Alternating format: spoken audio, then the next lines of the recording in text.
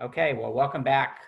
So this next panel is about accelerators and incubators, and I'm very pleased that we have Harvin Moore with us from Houston Exponential. Houston Exponential was started about 2 years ago, maybe a little longer, really to be the champion for the innovation economy in Houston, and very pleased that Harvin was able to join us and basically tell us what's going on in this space. So Harvin, I will turn it over to you. Great, thank you very much, Brett. I really appreciate that. I'll make only one correction, is that neither me nor Houston Exponential is here to tell anyone really what's happening, but we're happy to take the role that we've developed over time as kind of being a convening organization. And I'm very proud of the way that we've sort of built up a team of people that we've really found around the ecosystem who really kind of know a lot about what's going on and have a certain passion for what we're all trying to achieve together in taking Houston forward. So let me begin by just mentioning the names of the people who are here on the panel. And in order to make the most of our time, and since everyone listening has seen the agenda, I won't actually give a complete bio of the people that I'm going to be introducing, but I want you to know who is here with me. So first of all, we have Christine Galib, who is Senior Director of Programs at the ION, and we're looking forward to her telling us a little bit more about the ION and kind of how close we are to seeing that amazing organization open. We also have Ramsay Huntley, and Ramsay is a Sustainable Finance Strategist for Social Impact and Sustainability at Wells Fargo. He has a lot of really interesting experience, as well as I think thoughts. We've had some discussions, prior to this as we were kind of preparing for it. Really looking forward to that.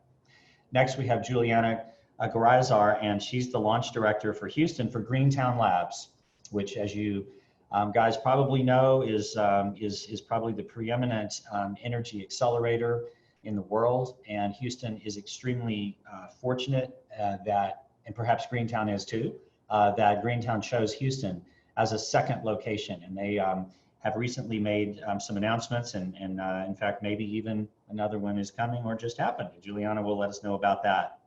Then we have Bryan, who's the co-founder and CEO of Third Derivative. And he too has, even though he's not in Houston right now, he has got good background in Houston and knows about what's been happening here over the years, and can talk about the trends of what's happening today and whether it's different than some of the things that have happened in the past.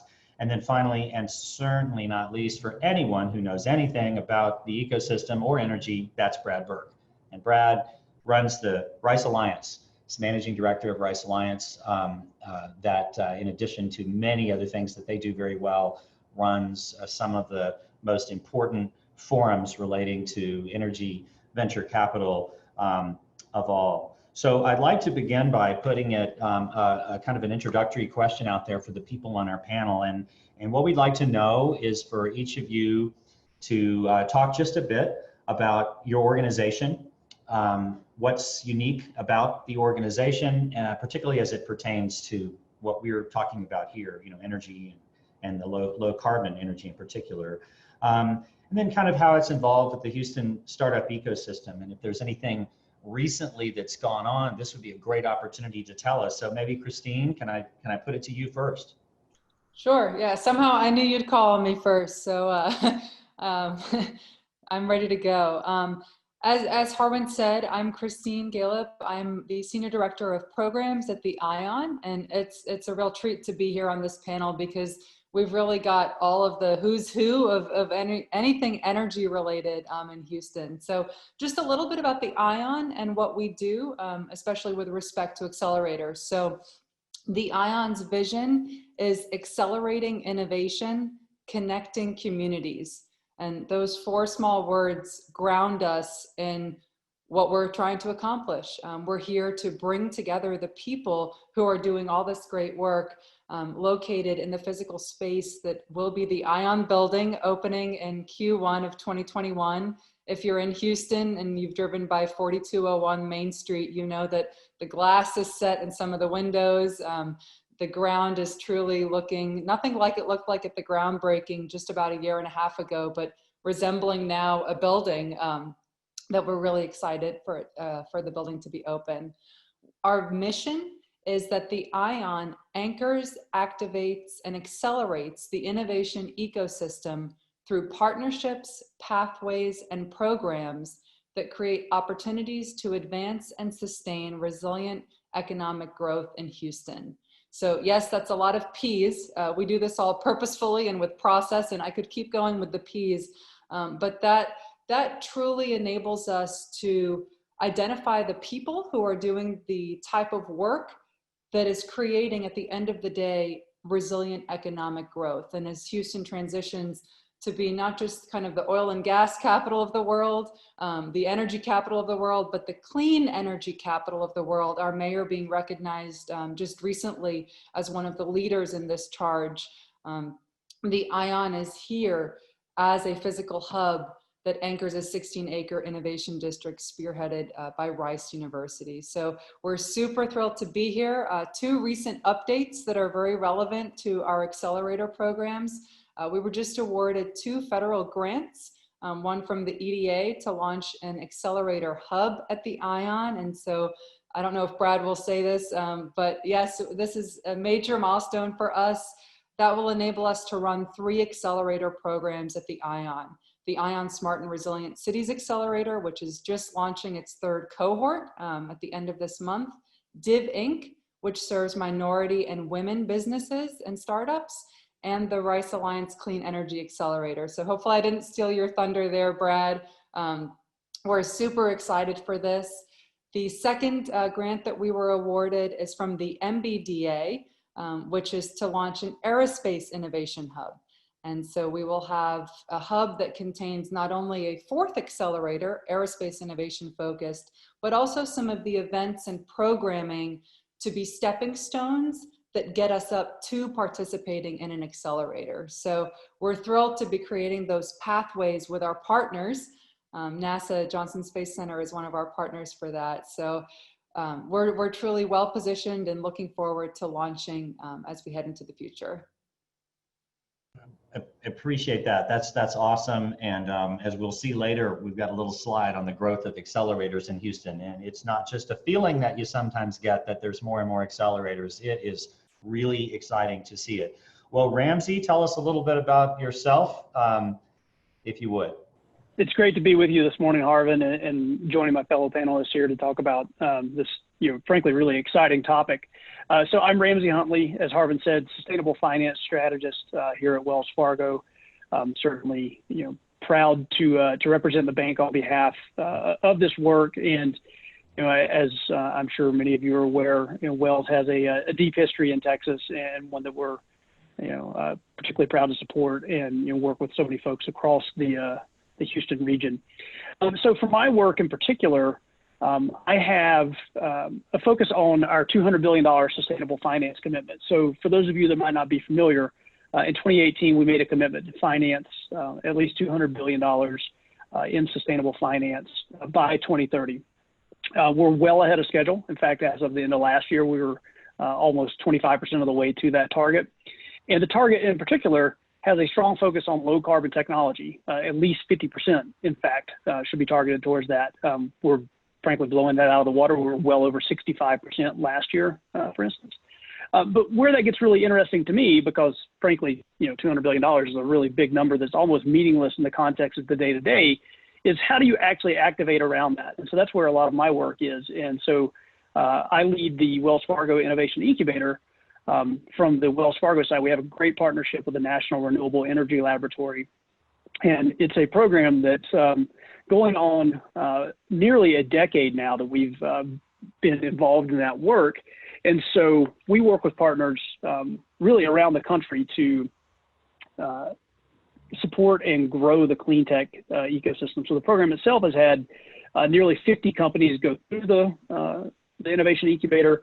And those companies have gone on to raise north of $300 million in follow-on funding, with now 7 acquisitions that have taken place. So a really successful program in and of itself.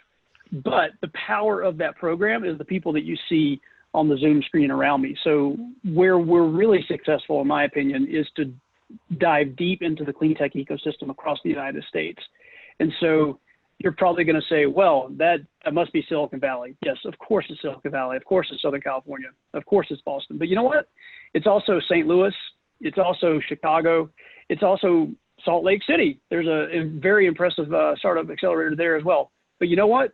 There's an incredible hub represented by the people surrounding me on the screen here right in Houston, and I am so proud of how that hub has grown. So great segue from Harvin's point about the growth of the accelerators. And frankly, we have seen that almost by the month in our relationship development with folks like Brad at Rice, but now also what Bryan's doing with the derivative and the way that they're powering this ecosystem. So, you know, I'm just really excited to be here and participate in this conversation and bring kind of a perspective of this national viewpoint that we represent and how that's so impactful and, you know, touches so much of what's happening in the Houston region today. So appreciate you having me. I was going to say it's really amazing how powerful it is when a really huge depository institution makes a commitment in order to kind of incorporate into its business plan, its strategy, its underwriting standards, this kind of thing, which is important for it's important for our lives and for our future, and also for our economy. And second, I don't want to I want to be sure to take the opportunity to say that we, the people of, you know, the central United States, the flyover country, we certainly do appreciate it when big banks realize that a lot of their depository, assets come from these areas, and we also have great lending opportunities and so forth. So anyway, of course, Wells Fargo is no stranger to central US, to Texas, to Houston. You've been an amazing player so far, but we really appreciate that. Next, I want to say welcome and introduce Juliana. And Juliana, the word clean tech has already been used 2 or 3 times, and there you are, kind of in some sense leading it. Tell us a bit about yourself, your background in Houston, and then Greentown Lab. Sure. So I'm Juliana Garaizar. I'm the launch director for Greentown Labs in Houston. I have been very involved with the Houston ecosystem for 10 years.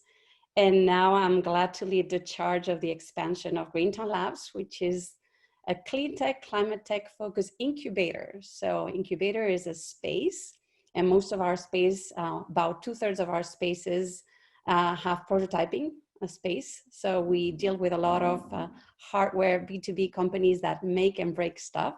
So that's one of our key differentiators. We come after acceleration in general. So we have an 88% success rate because we have great companies coming in, hopefully from our partners pretty soon in Houston. And I think we are now with this expansion into Houston. First of all, we needed to be here because we need to solve climate change, and that cannot happen only from the coasts. It needs to happen from the energy capital of the world. And when we came into Houston, we also wanted to be one of the conveners of the Houston-Boston connection. So we really believe that this is one of the things that differentiate us. But the most important thing that differentiates us is our community. We're really a connector between our members who go first and the rest of the innovation community. The previous panel on universities mentioned that we need to stay off silos and that we need to have a more horizontal relationship instead of vertical ones. We really believe that we can be that convener for clean tech and climate tech. And as I mentioned, our members come first. And in terms of announcement, we came out of stealth mode on June 16th, telling that we were coming to Houston with 16 founding and grand opening partners. On September 22nd, we announced our new location in Houston. That's going to be close to the Iron. And today, we are very glad to announce our 16, so Sweet 16 again, founding members for Houston. And bear with me, I'm going to show a slide, okay? Because I don't want to, I want to make sure that I don't forget any of the new members because they're all very important to us. So they're divided into sectors, although I know that pretty much some of them overlap a few, but in terms of electricity, we have Revolution Turbines and Excipio Energy that does offshore energy. In the space for energy storage, we have Black Mountain Metals, RefTerra, and carbon-free technologies. In terms of solar projects, we have Eclipse Solar Projects and Annuity Holdings. In the water and hydrogen space, we have clear value. In the transportation space for charging electric vehicles, we have Veloce Energy. Manufacturing space, we have Applied Bioplastic. In circularity, we have Renew Energy. And of course, all this wouldn't work without platform technologies like Quantum New Energy, SwitchX, and Varea Energy that are data-driven AI platforms in the SaaS space, trying to make sure that we use and we have more efficient and sustainable solutions. Skyward Wireless, and that is trying to get remote areas connected more effectively, and Equitable Energy, which is a marketing brand value platform to encourage more sustainability. So I won't take much more of the time. Just wanted to know that today is the announcement. We already have several articles there in our website. You can see greentownlabs.com/Houston, more about these 16 companies. And we also have an article at the business download. Thank you. Thanks, Juliana. That's exciting. It's great to see that the cohort is announced and it's like off to the races. I want to welcome Bryan, and Bryan Hassin is somebody that is actually an exciting. We're going to call it profile type, because at Houston Exponential, and I know this is the same for many of the other entities in our ecosystem, we think about what are some of the profiles of the kind of people that are going to help build out the ecosystem. And one of the profiles is people that grew up in these enormous city and then moved away, maybe to college, or maybe they went to university and maybe graduate school here in Houston at one of our great universities, and then went off for a great offer, because so many of those great offers, have been in the Bay Area, for example, or New York, or wherever it may be. Well, here he is. Bryan is one of those folks that knows Houston, who's been involved in Houston in the past, has earned a couple of impressive degrees from Rice University. He is back. He's with us today. Bryan, take it away. I don't think anyone ever leaves Houston. Once Houston has kind of met with you, you always take a part of Houston wherever you go. But yeah, thanks for that, Harvin, and that's right. So I've spent time kind of building and leading companies in other continents and other cities around the US. But I've spent the plurality of my life and the majority of my career in Houston.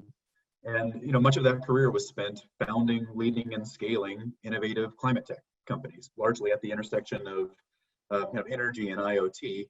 Some big successes, some smaller successes, and some learning experiences along the way. So I'm really pleased now to be leveraging those learning experiences as the co-founder and CEO of Third Derivative, which is a joint venture between Rocky Mountain Institute and New Energy Nexus. And we describe ourselves as a global, and Juliana, perhaps to borrow your terminology, horizontally integrated rocket ship of climate tech innovation.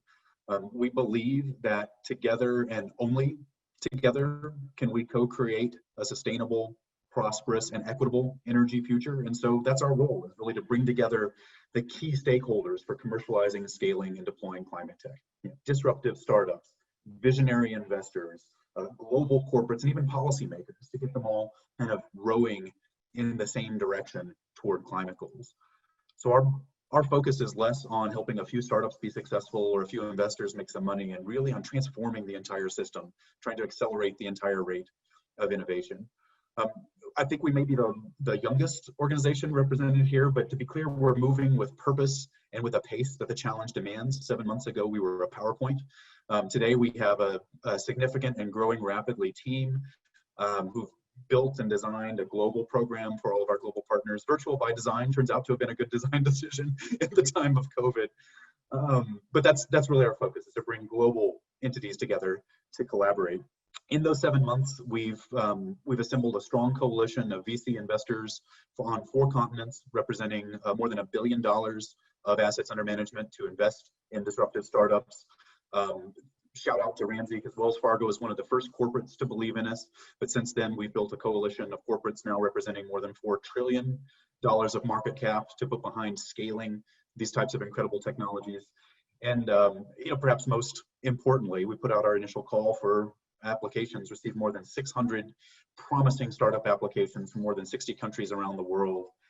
And here's the kicker, don't let me bury the lead. 2/3 of the founders identifying as women, people of color, or veterans, which is just such a timely reminder of the deep intersection between energy and climate innovation and social equity as well, right? If we do our jobs right, we will not only help save the world, not to be melodramatic, but we'll also help ensure that the most promising climate tech reaches the most vulnerable communities, and that those vulnerable communities have the opportunity to participate in the greatest financial opportunity of our time. So super excited to hear about the announcements from the others. Congratulations, everyone. We'll have our own announcement December 1st when we announce our inaugural cohort of 50 startups. That's great, Bryan. When you bring up the subject of equitable and the opportunities around that, I don't think there's ever been a place like other than Houston where that has as much meaning or value, and I think potential, and that'll come up a little bit later in our discussion. Well, you also introduced yourself as, like, I don't know, the youngest corporation among this group. Now I'm about to introduce somebody, and I don't want to do it the wrong way, but because Brad himself, like me, we're very young. So it's hard to believe that it was 17 years ago or something like it, Brad, when I actually was, for some reason, as a part of a startup, spoke at the second, I think it was the second forum. And anyway, meanwhile, all these years, Rice Alliance has been producing better and better and bigger forums, and they bring in more venture capitalists to Houston, I'm quite certain, than anybody else does. So Brad, welcome, and tell us a little bit about the Rice Alliance.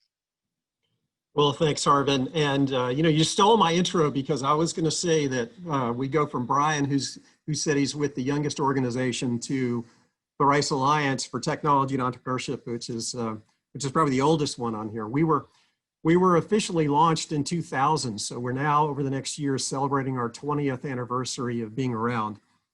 And what we used to say is our vision of the Rice Alliance was to enable Rice to play the role in Houston that Stanford plays in Silicon Valley. And so where in the past, Rice University used to play within the hedges, and there's almost literally a hedge around Rice because there's a 3-mile track, to get Rice outside the hedges and play a role in Houston. And our mission is to help be a catalyst to making Houston a leading center of technology entrepreneurship. So we've been doing that a while. We do all sectors of technology, but the one that we focus most on is energy, and we have a number of programs in energy. We just did, a couple of weeks ago, our 18th annual Energy Tech Venture Forum. And it's hard to believe that I've been a part of all 18 Energy Tech Venture Forums. And it was virtual for the first time, but we found out the benefit of being virtual is we had over 1,700 people register, by far the most. And we know at least more than 900 people actually attended some part of the 3-day event. And we were able to connect 115 startup companies to over 90 corporations, energy corporations and investors. So it was the largest in the history. So we'll see what happens next year when we go back in person. A lot of people know us from the Rice Business Plan Competition. We host what we think by our own research is the world's largest and richest. And so we're going to go by our research on that. Business Plan Competition, which is really a graduate student startup competition. We invite 42 universities from around the world to come to Rice each year to participate. And about 1/3 of those are clean energy startups. And in fact, just about 2 weeks ago, we had our first, in a couple ways, our first IPO of a business plan competition company. It was also our first unicorn. And it was a clean tech company. So it was a company called, it is a company called Hyliion. It competed out of Carnegie Mellon in Pittsburgh, and I'm happy to say that that company relocated to Texas some time ago, and they went public on the New York Stock Exchange market, and now they're trading between $4 and $5 billion. It is a hybrid electric Class A vehicle, a trucking company, and so I wish for them good things, and especially since their home base now is in Texas. And we also have run an accelerator program for 8 years. It's the AlSpark Accelerator for mainly Rice-affiliated startups. Bryan, you went through that, I think, 1 year, or you either led a startup or you led the mentoring for it, or both. I helped found it, but yes, that's right. Yeah, and We do that in conjunction with U of H's Red Labs Accelerator, and this year for the first time this summer, Texas A&M University was involved as well. So it's a great collaboration between the universities that puts that on. And then a couple weeks ago at the energy event, we made an announcement, our official announcement of our new Clean Energy Accelerator. And we're so excited to work with a lot of folks. And I'm going to try to share one slide on that if I can figure out the right way to do that. Let's see if it shows up. So you should be seeing, I had a couple points, just quick points to make on this. We announced it last month, but I'm so excited because of the collaborations involved. Ramsay, I didn't do this for you, but you're on this call, or show the slide, but Wells Fargo was the lead investor to make this happen. And nearly all of the major, largest oil and gas companies are behind this, which was important, both because we're not going to be successful in clean energy without them. And I think on this panel, I think I've got almost everybody's logo except for Bryan's, which I need to get you on there. But you know, we hope to be a feeder to the ION, a feeder to Greentown Labs, working with Houston Exponential, the city of Houston. And so I'm very excited about the fact that I think one of the unique differences in Houston is that we're very collaborative. And I think this is another evidence of that. So thanks very much for hosting the panel today, and Harvin, and appreciate the opportunity to be a part of this. Thanks, Brett. I feel really good so far about this because what did we just do? Well, we sort of did introductions, but we are already way into the discussion, and I think it's really been great seeing some of these themes that have come together.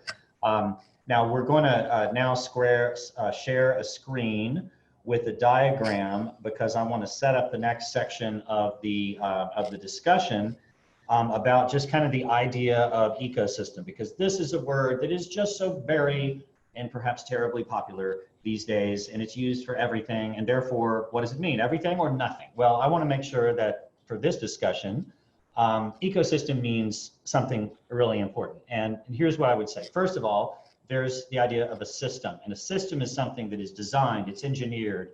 You know what the parts are, you've got the parts labeled, you know how to make it, you know how to improve it, and so forth. That's a system. But an ecosystem is something different. And the reason we use ecosystem, kind of the most common use of it, is when we're talking about the natural world, of course. And an ecosystem can change in the natural world. An invasive species shows up, or the climate changes, or whatever it may do. And that's what I believe we are actually dealing with here. And the better we understand that it is an ecosystem, it's an organic thing when we're talking about innovation in general, and especially when we're talking about the partners that we can get together and discuss innovation like we're doing today. And so the way that we put this together is, this is not totally different than what you may have seen in other places, but when I started about 18 months ago, I did a listening tour talking to the leaders of all these various organizations, and I started developing, because I'm kind of a graphic, a visual person, something like this. And basically, the way I would briefly describe it is this. First of all, innovation is at its core about entrepreneurs. It's about the ideas that they have, and it's about the human spirit and the desire to change things for the better and connect and that sort of thing. So those are entrepreneurs. Well, Houston's never had a shortage of entrepreneurs. Houston has tons of them. They're inside companies. They're in neighborhoods. They're involved in businesses or they're not. But it all starts with that. But if you look at this diagram, this pie, we call it the HX pie, I guess. But anyway, at the very top, you see startups. So what we're saying there is that when entrepreneurs have the opportunity to begin a business and actually begin, hiring people and sorting things out, perhaps raising money, that's a startup, that's a company. And then to the 11 o'clock position is another entity or type of entity in the ecosystem. And those are SDOs, or Startup Development Organizations. So today already you've heard, you heard Juliana describe Greentown Labs as an incubator. You've heard the word accelerator.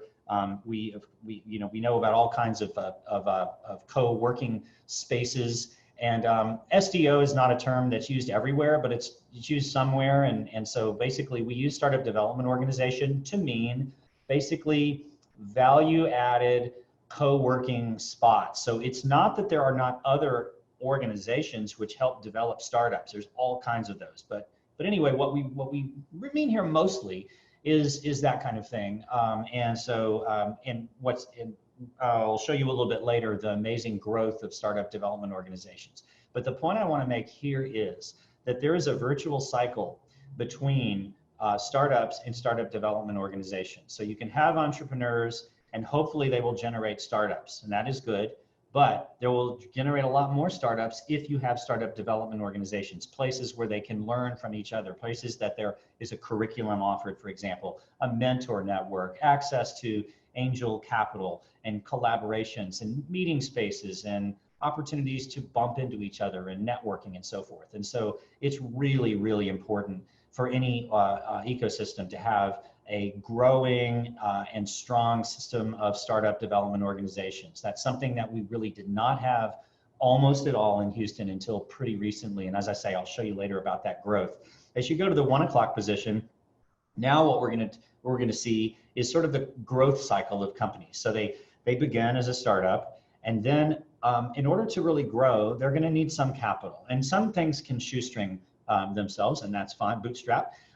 But on the other hand, usually there's some need for capital, friends and family capital, angel capital. And for that, there's angel networks, and there's family offices, and there's other kinds of early stage investment. And then the next one along the line at around the 3 o'clock position is venture capital. So we all know a fair amount about that. I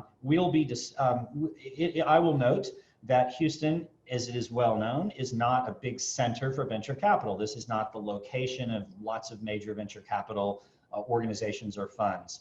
But what we do realize is that we can attract it. And so by shifting our focus from, whining or trying to get venture capital to literally move here and set up shop, what we can do is we can actually encourage it. Once you have a growing ecosystem, you can encourage that venture capital to come to Houston, like Brad Burke and the Rice Alliance have done for many years, and like our startup development organizations are doing. And then I would say a lot of the focus of HX, Houston Exponential, and the HX Venture Fund have also done in only the last 6 to 9 months, because we've built enough in our funnel going on, enough deals to where the venture capital is really hearing about Houston and starting to show up. Next, you'll see exits. Obviously, a goal of at least an investor is to grow a company to the point where you can exit. Now, the next point you see is corporations. Some of those exits are to corporations, and we are very fortunate in Houston to have one of the strongest segments of our entire ecosystem is the corporate sector. This is the group of companies that are customers. They are your big enterprise customers in industries that are huge and not going away. Yes, energy has its ups and it has its downs, but energy as a whole, especially if we do what we can do, and this panel and the people that are involved in this discussion can do everything that is possible for that, then we will not just be the oil and gas capital of the world, but really the energy and the new energy and the energy transaction capital of the world. And of course, there's huge opportunity there. Corporations are also places for entrepreneurship. So they're the people that are thinking of things, the IP that develops inside corporations. So that's another reason corporations are involved in the ecosystem. So you see arrows go back and forth between corporations and entrepreneurs. So corporations are a very important part. And then to zip through the other three, academia, wildly important, always has been, especially as has been mentioned a moment ago on research and development. One thing I want to add to what Brad mentioned is that Houston is obviously fortunate to have Rice University and the University of Houston, and as Brad noted, Texas A&M, which is an absolutely amazing, gigantic university that isn't in its own big city, and we are their closest big ecosystem. And so, I, for one, and I think many other people, are very glad to see A&M more and more getting involved in Houston, where I believe they have like 500,000 alumni. So that's exciting. We also have Texas Southern University, one of the great historically Black colleges and universities. And then importantly, the last thing I want to mention is incredibly important for job growth and creation and upskilling is our community college system.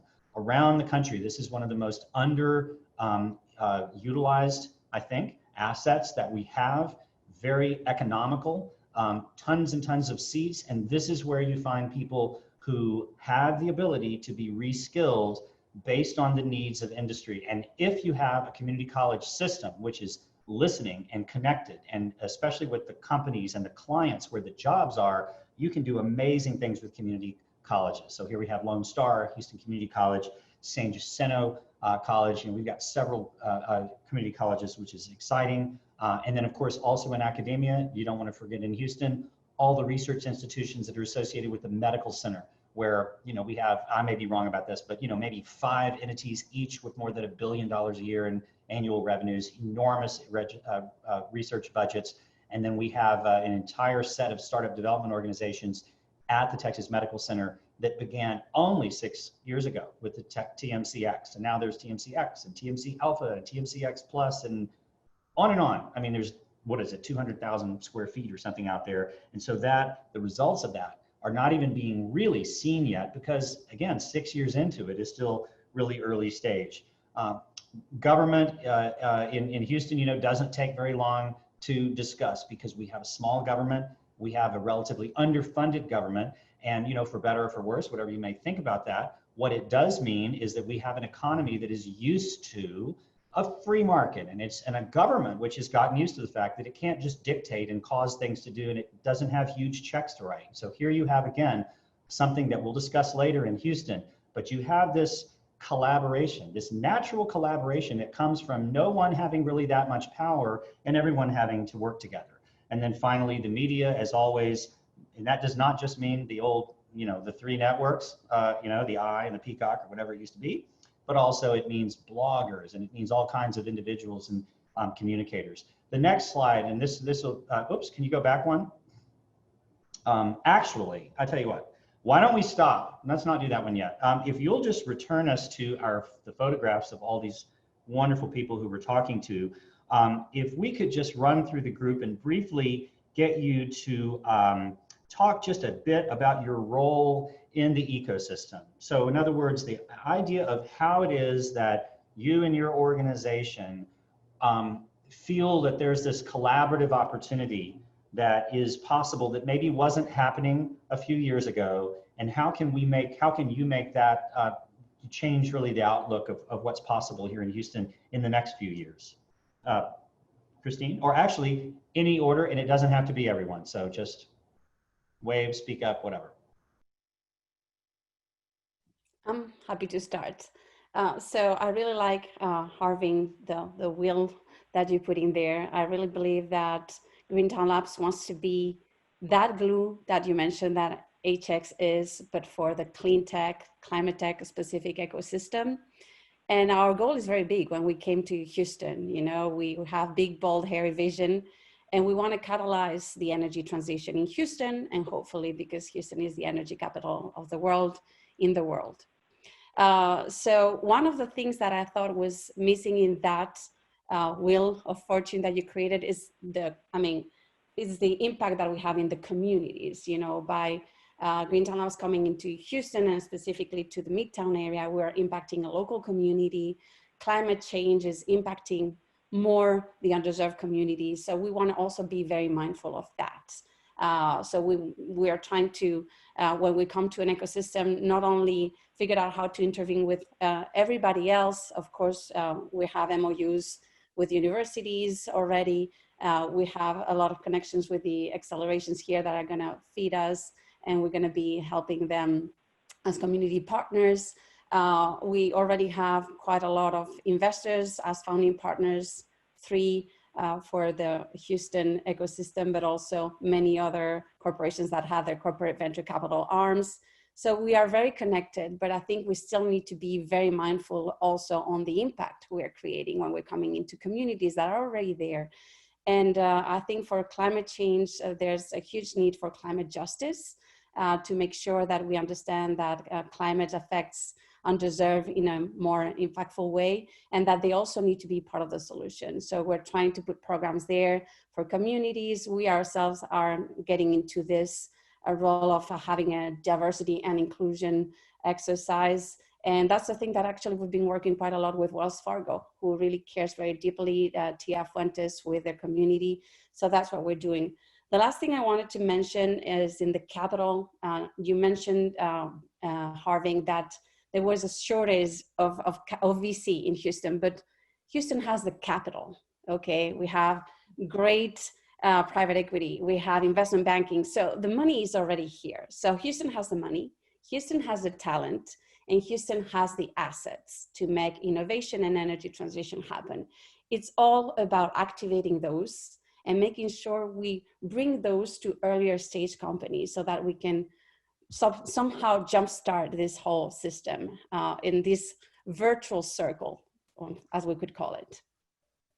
Such a good point. And by the way, others, as you bring this up, one of the things that you might discuss is how the situation in energy innovation may be different than what we've seen in other areas. Who else wants to take a shot at this? I know Ramsay and I are battling for the unmute mute button. So Ramsay, why don't you go ahead? So I think your chart is exactly right. You can scale it from the level of a single city like Houston all the way to the level, frankly, of the United States or North America. And so I'm really impressed with what you're doing there. What I would say is absolutely echo the point about capital. Frankly, in some regards, venture capital isn't quite right for what we're talking about here anyway. This is often hard tech, right? This is capital intensive. So thinking about other sources of capital. But more to the point, and I think one of the reasons I like Houston so much from where I sit in Colorado is you have a unifying kind of consistent message that you're trying to create around your ecosystem. And so I think one thing that might be missing from your chart there was actually your vision statement in the middle. Like, what are you pushing towards? You know, this vision of a low carbon economy, right? And so I think having an idea of that unification, and you know, Harvin, you made the great point about the Texas Medical Center, right? I mean, there's a unifying effort around TMC, right, and what they do there. And so I think having that unifying effort is also really important and helps coalesce those players that are on the outside of the circle in pursuit of in kind of a singular fashion. The same way that if you think about Silicon Valley, it was, you know, let's make the semiconductor the root of what we do and let's get really good at that thing. So that's my perspective on the universe, if you will. And I love that you said that, and I love that I get to go after you, because I want to take what you and Juliana said with the community piece and then kind of the navigating the roadmap for capital piece, and just talk a little bit about the ION's role, because the word convener comes to mind, where Houston now has a 16-acre innovation district. And I think that physical place to ground us in all of our respective organizations' visions as they align to the, as you pointed out, Ramsay, this collective vision for Houston as the clean energy leader of the world. I think the ION's role is as a convener, and our goals also speak to that. So strengthening economic resiliency in Houston, attracting and retaining innovative talent, and then these two goals in particular, fostering an inclusive and welcoming neighborhood and creating a vibrant, connected, and timeless place. Houston, prior to the ION, and really kind of catalyzed by the Amazon, the bid for the Amazon second headquarter about 2.5 years ago at this point, we had not had a centralized district that so many other cities have had. So if you imagine this robust 16-acre district with the ION, with Greentown Labs, with Rice Alliance Clean Energy Accelerator, with HX being involved as well, all roads lead to the ION. Maybe I just said that. That's maybe my bias coming out there. And I say it smiling because we know that the power of place is so important. We're all meeting obviously in a virtual world right now, but having a place where no matter if you're anywhere in Harwin's chart, you can come to a place and you can identify what your next steps are to route you on your roadmap. I think that's something that Houston is really good at. We've got the players, we've got the stakeholders, and as we collaborate, I'm constantly writing emails. Hey, Bryan, do you know this? Or, hey, Juliana, can you help me with this? Or Brad, what do you think about this? And it's great that we're working through those emails and getting people the resources they need, no matter where they are in their entrepreneurial or innovative journey. Yeah, Harvin, if I could just pipe in a little bit to echo that. I think that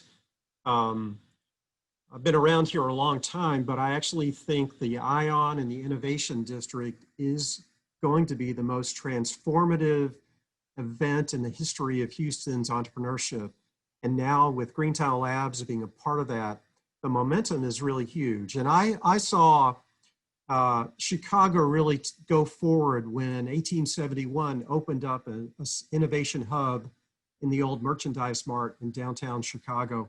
And I think it had a transformative effect on the city of Houston, which is in many ways like, on the city of Chicago rather, which is in many ways like Houston, because we're in the mid-continent area and we're not known as the center of venture capital and startups. And so I'm so excited about the ION and Greentown Labs and that whole 16 acres. I think it's going to be transformative. And the other comment was going to be about, you talked about the place where we are in the ecosystem. And I think having a great research institution like University of Houston and having Texas A&M University and having Rice, although we're much smaller, I think you pointed out correctly on your slide that what we hope to do is we hope to generate lots of new technology innovations that can then go into launch startups. So in the earlier panel today, the individual from U of H talked about Sensalytics, which is a sensor-based cement company, and they competed at the Rice Business Plan competition and now have launched successfully. And more recently from Rice, we spun out a technology called Syzygy Plasmonics, which is a hydrogen catalyst production technology. So you can produce hydrogen much cheaper, which is becoming more and more important.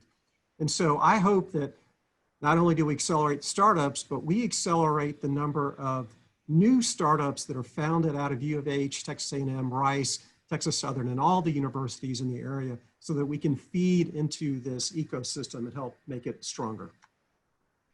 Bryan, I wonder, as you begin answering, let me just put an angle on it, which is something you might have done anyway, but I believe it was Bill Gates who said somewhat famously that we needed an energy miracle to solve climate change. So, whether what he meant was some huge big invention or, some kind of, kind of the vaccine kind of solution about how that's somehow going to cause, I don't know, COVID or all future diseases, which will indeed still come. I wonder about innovation, why is innovation so important to addressing climate change? That's certainly one of your areas of expertise, isn't it?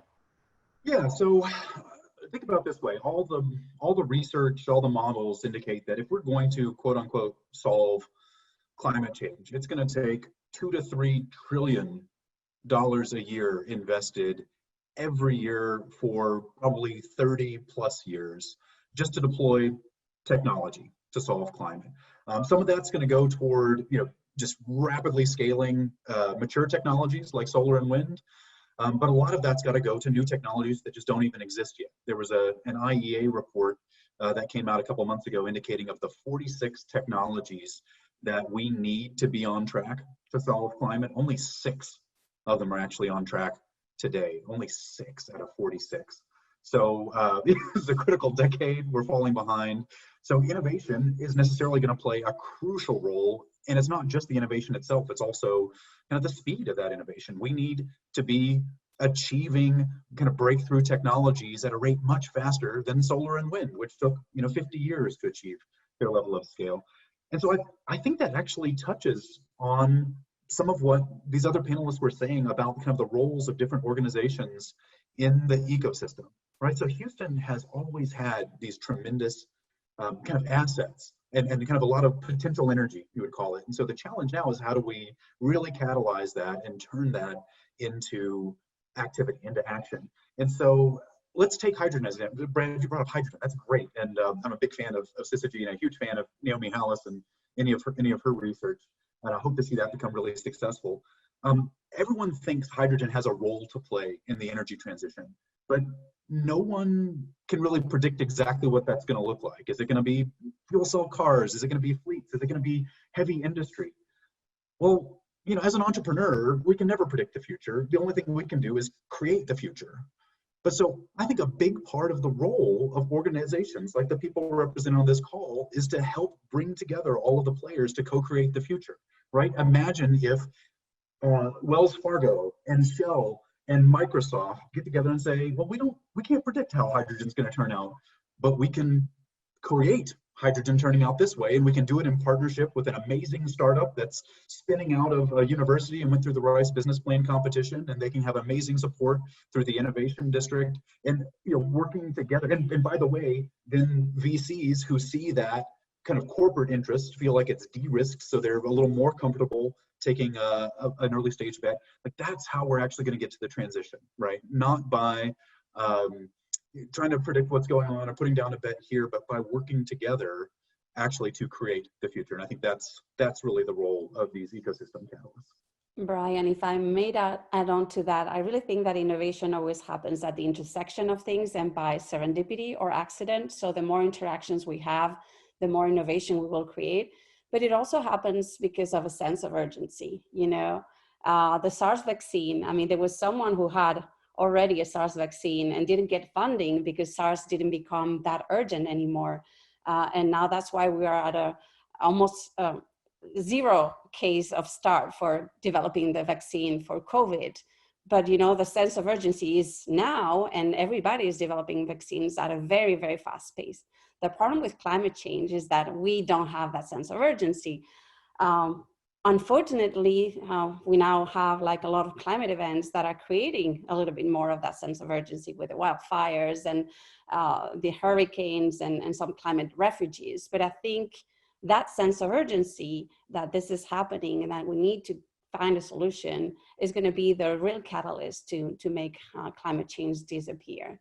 And really, I think it has to come from a place not only of, okay, we need to prevent this from happening, but also from a place of opportunity. Crises are here, and the best companies are always created in times of crisis. The opportunity cost to become an entrepreneur in Houston is much lower now because of oil and gas prices going down, big companies laying off people. So maybe it is the time where innovation is going to be just forced into us, because if Houston doesn't get into the bandwagon of the energy transition, we might be left behind. So that's the sense of urgency that I think I've seen evolved in Houston, but I think we need to even portray that and work together to say like it's now or never. And otherwise, some other city will become the energy capital of the world.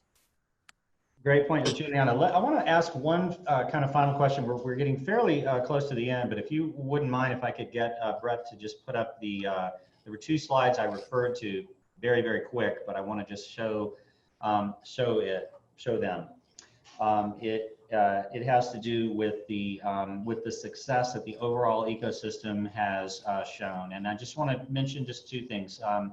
First of all, as I referred to earlier, it really was not very long ago that there were very few startup development organizations. And just like Brad mentioned that the ION and that district is going to be one of the biggest things that he believes will happen in Houston, and what we've heard from Christine about all that is possible to come out of that. And by the way, there's all these other ones as well. If you look at that chart, you will see that just a few years ago, there were only 5 to 10, even in 2016, only 10 startup development organizations.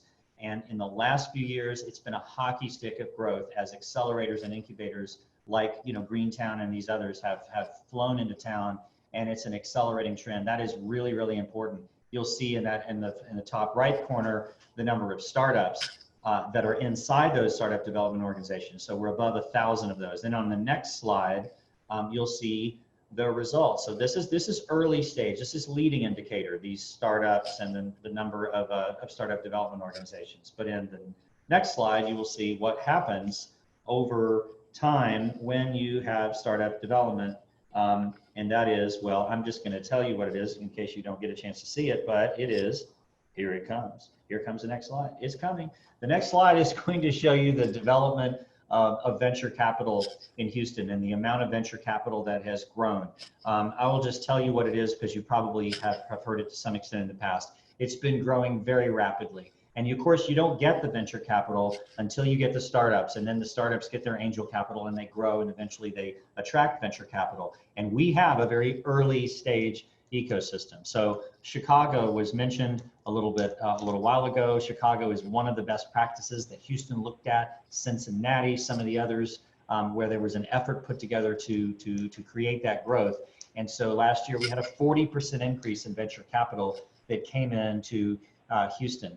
And the year before, it was an enormous increase as well. And then despite COVID, we actually have an increase this year. And that graph that was up there, it may not show up, but will show also the breadth. It's not just energy companies. In fact, the biggest deal of all, the first unicorn that we've had in Houston was, of all things, a fintech deal. It was high radius. Preventus Solutions, which just raised at over a $600 million valuation and became the single largest fundraising in the history of Houston's private tech, was like 137 million. That was a couple of months ago. So my question is, if I can get a couple of you to just talk about what do you think Houston's strengths and challenges are in energy and energy innovation as distinct from what's happening. It's really quite a trend happening in these other areas. And can we be encouraged by what's happening in the other areas, or is energy just entirely different? And whoever would like to toss in there, just go right ahead. I'll just say one of our strengths, I think, is this level of collaboration, because we do have a very rich history with respect to oil and gas. And I think we've seen a lot of oil and gas companies seek to break down their silos to come to the table to solve some of the energy challenges that we're experiencing. Shell, Chevron, Exxon, wanting to rethink their strategy overall because of this double down sense of urgency, where it's no longer, okay, I'm a community member with an idea and I don't really like experiencing these climate events. Okay, but I have nowhere to go to take my idea. It's people at every level from every part of our system knowing that they can have an idea and then go to somebody to take that next step. I think that's a unique strength for Houston, where you have historically the giants in the oil and gas and energy sector that are now coming to the table and saying, how can we participate?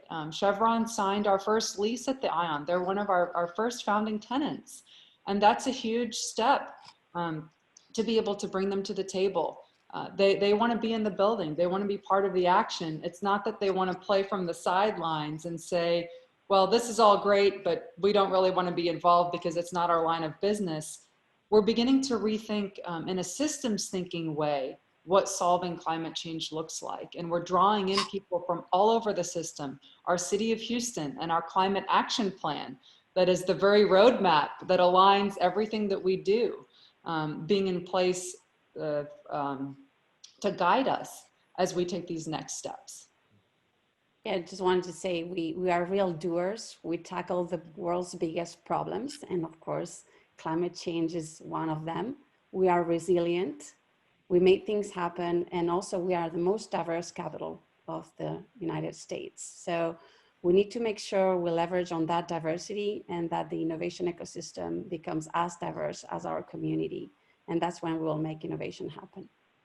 You know, Juliana, you just made a point that's so important, and we all hear it many times, just that we're the most diverse large city in the United States, which is factually true, and that's very important. But of course, we've got, as you know, have to go beyond diversity to inclusion. We have to find out what areas of accessibility, whether they are intentional or not, result in the fact that we have less inclusion really all across this country in the area of venture capital, in the area of innovation, than we do in the economy as a whole. And we have to take that on. And because we're an early stage ecosystem, we have the opportunity to get it right from pretty close to the start. And so I assume that's part of what you mean.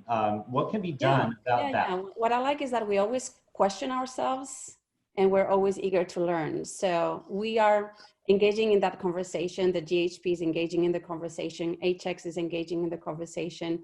DVINC is getting to town at the Ion. We are having an internal discussion at Greentown Labs. So we know that diversity is important, and we have the diversity in Houston. We just need to bring it up to the innovation ecosystem. Well, I want to break in here.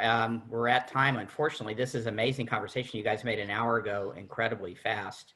But thank you for doing this, and Juliana, congratulations on your announcement today. That's really fantastic. Thank you for giving me the space to see that. Thank you so much. To see that class. And I just, we didn't spend enough time doing this. Maybe we'll have an opportunity to continue the discussion. I'm sure we will. So thank you to the panel, and Harvin, thank you for all your help in putting this together and all the great work you're doing. Great forum, Brad. Thanks. Yeah, we're going to take just literally, we're not going to have a break here. We're going to have about 2 seconds. So stretch your legs. We'll be back maybe at 2 or 3 after the hour. Go grab your lunch. But you won't want to miss the next panel, because the next panel is on capital formation, and we're going to hear how we get this done. So all those great ideas we need to raise capital for. So let us take a minute, stretch your legs, go grab another cup of coffee or something to drink, and we'll start in about 2 minutes.